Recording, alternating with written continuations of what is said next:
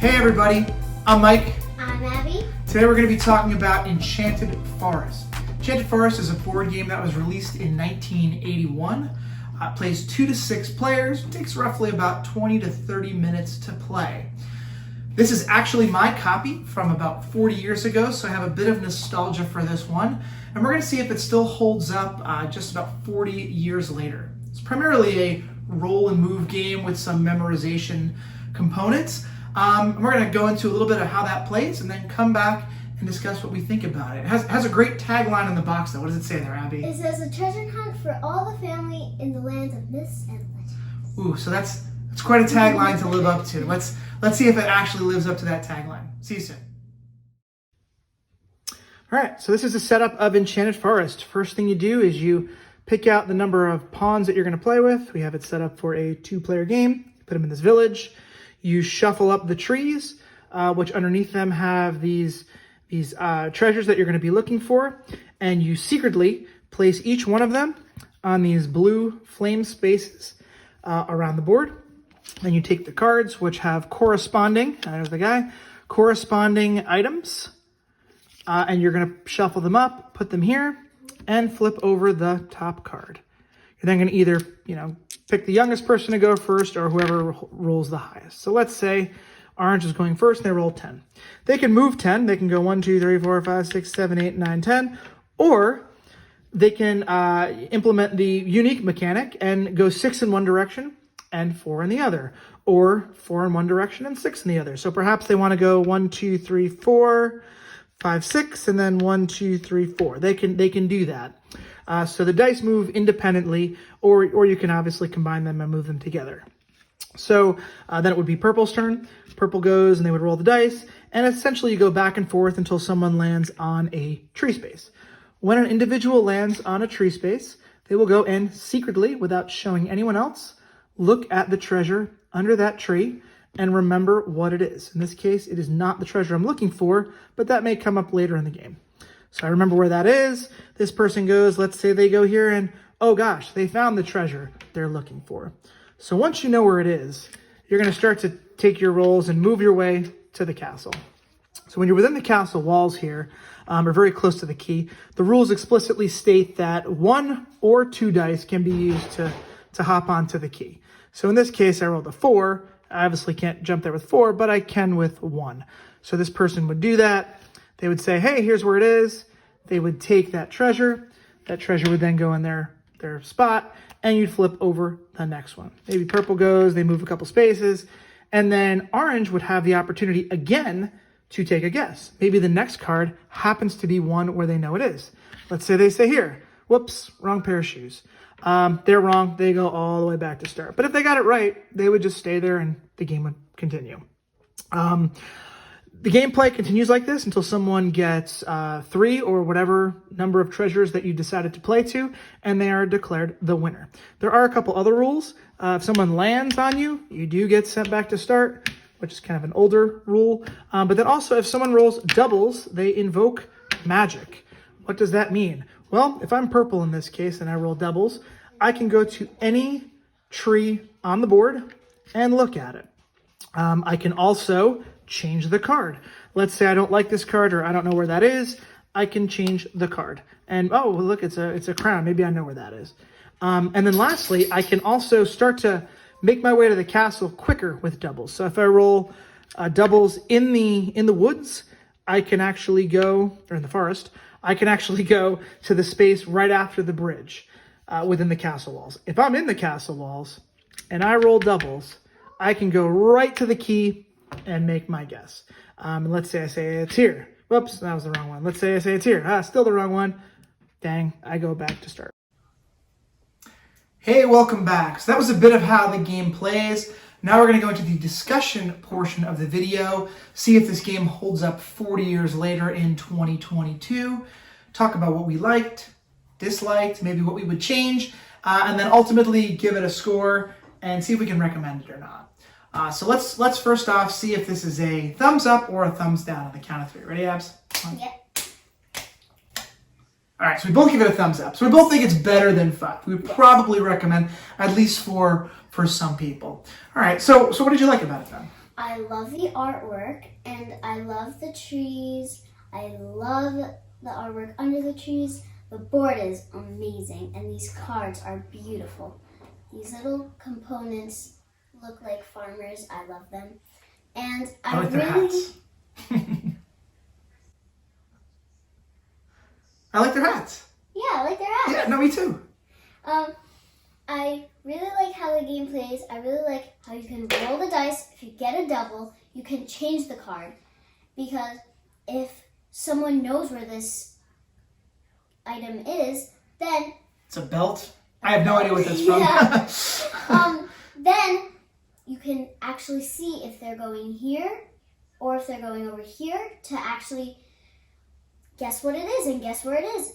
And if you know somebody knows it, then you can change it. Yeah. You can change the card. I think even sometimes when doubles are rolled, the rest of the table could be chanting, "Change that card, change that card," because you obviously, you want the person who's going for that key, clearly going for that key, to say where the item is hidden, to change it, and they have to go either all the way back or maybe the next card they know where it is too. But yeah, it's definitely, there's a bit of a table excitement when someone rolls doubles to see if they're going to hop to a tree, jump to the key, or change that card. I agree with that as well. Yes. Anything else you like about it? Yes.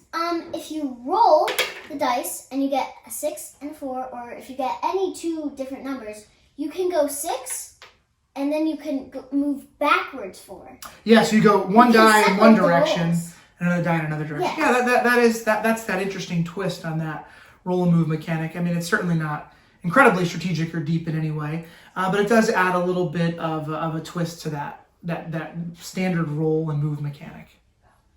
I think that's it. Okay, so I'll tell you what I liked. I agree. The artwork is definitely my favorite part. Artwork and components are definitely my favorite part. A lot of the artwork is from fairy tales and things like that. Here's a spindle, for instance. Here is Puss in Boots with his boots. Some of them I don't know what they are. Maybe something I'll have to look up. Absolutely love these trees with the artwork underneath it. The board itself is awesome. It really does have that kind of Enchanted Forest look. If you kind of look deep into it, you'll see things like a little fairy here or a cottage.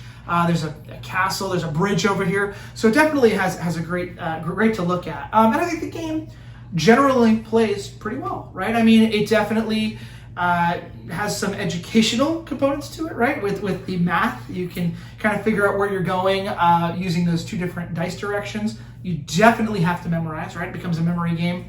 You're going to maybe see all these trees and try to remember exactly where they are, because as these cards get flipped, you're going to want to run to that key and pick the right tree. And there is a penalty, of course. If you pick the wrong tree, you got to go all the way back.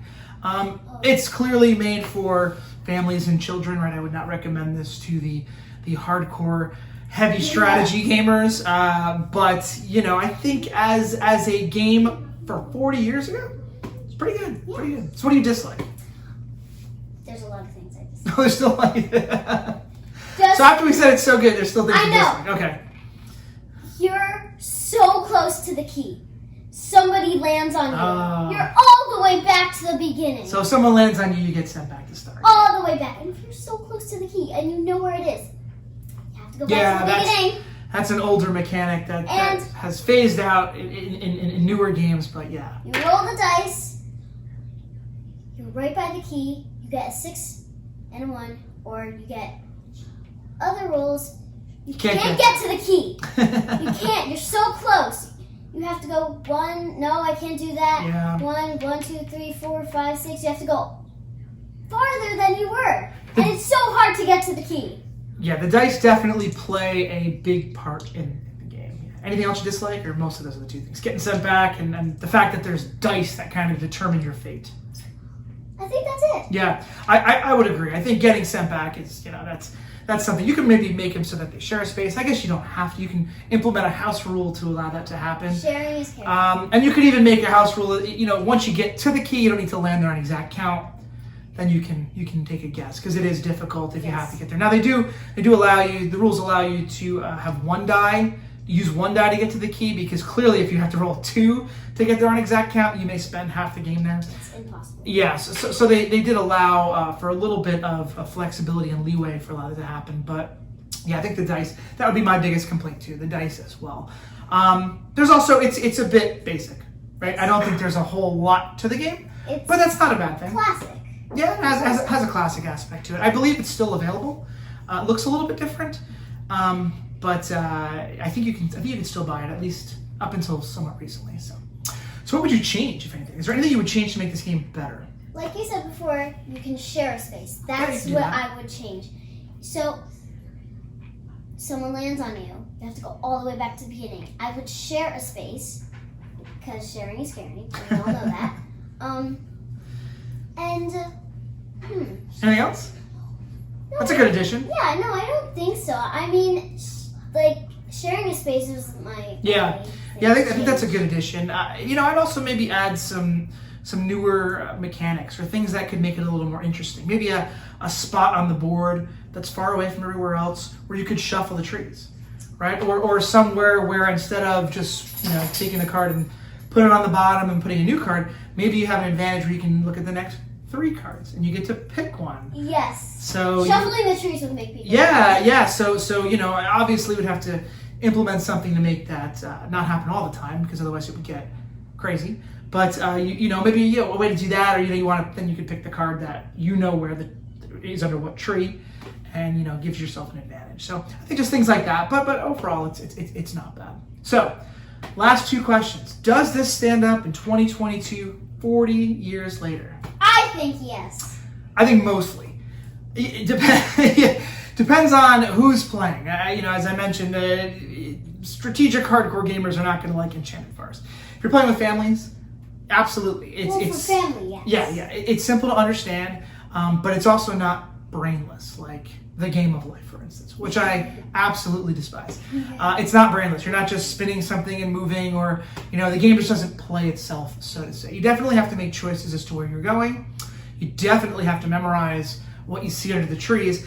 And I think even an argument could be made that you have to kind of read other players a little bit, because if you can see they saw a tree, maybe you could even look in their eyes and kind of see if they light up when they see the item that's under on the card, or if they go under a tree and they start beelining towards the key, perhaps they saw that the item that you're looking for, and you may want to take a gamble and go do it yourself. So there's maybe a little bit of a social aspect to it. Probably that happens a lot. So I try to not do anything. I try to my eyes light up, but then they go there and that's the wrong tree. Yeah. And then if you get the wrong tree, you get sent all the way back as well.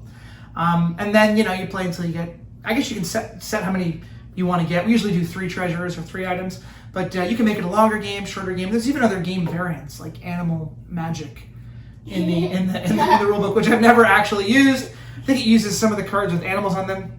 I have no idea. Maybe we'll have to come back and do another video on the animal magic variant.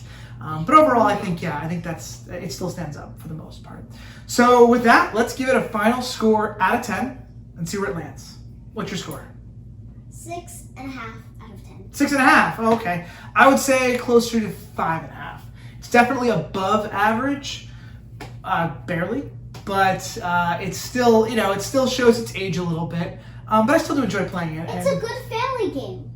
For families. Maybe I could say 5.5 for everyone, 6.5 for families. Yes. And younger kids. Yes, because if you're just playing with adults, I don't think adults are just going to play this game. No, I think there definitely has to be at least one kid. They're going to play other complex games. Yeah, it's certainly going to play other games. This is for a family and children. Yeah, exactly. So, all right, well, great. So I think that just about wraps this up. If you like this video, make sure to like and subscribe. We certainly intend on doing more board game reviews on this channel in the future. And with that, we'll sign off. Once again, I'm Mike. I'm Abby. Take care.